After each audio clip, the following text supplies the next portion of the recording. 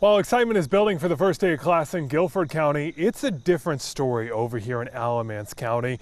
Things are quiet at Newland Elementary this morning, and they will stay that way. The district has delayed the start of classes until at least September 5th because of mold found in 5 buildings, including Newland Elementary. Now, coming up today at 3 o'clock, they're going to have a big meeting with the county commissioners and the state representatives from the county. They're going to try to talk about all this. See how many of the 16 possible schools that might have mold actually have a problem, and then come up with a plan to move forward and get things back on track. At the same time, a national health expert in school safety tells me that mold is a growing concern, not just for Alamance-Burlington school system, but all across the Southeast where it is so hot and humid.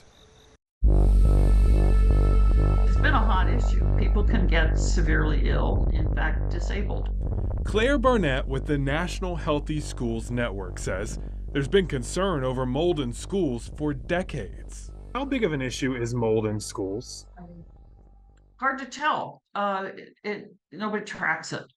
But the short answer is that with increasing global warming, everybody is warmer and wetter.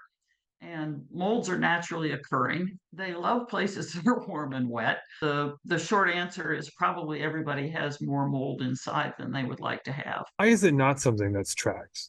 There are thousands and thousands of different kinds of molds, and no one has ever tried to establish a safe level or exposure level. So I think it would be very difficult to do that. What makes mold particularly concerning in schools with all the children with chronic issues? Children breathe more air per pound of body weight than adults do. And they eat more food, drink more water than adults, and so forth, and they're still developing.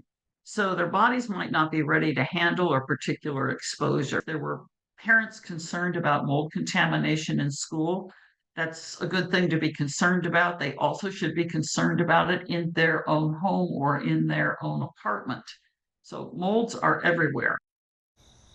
And if you're worried about mold in your own home, we've got a step-by-step guide on how to tell if you have a mold problem and what to do about it up on WFMYnews2.com.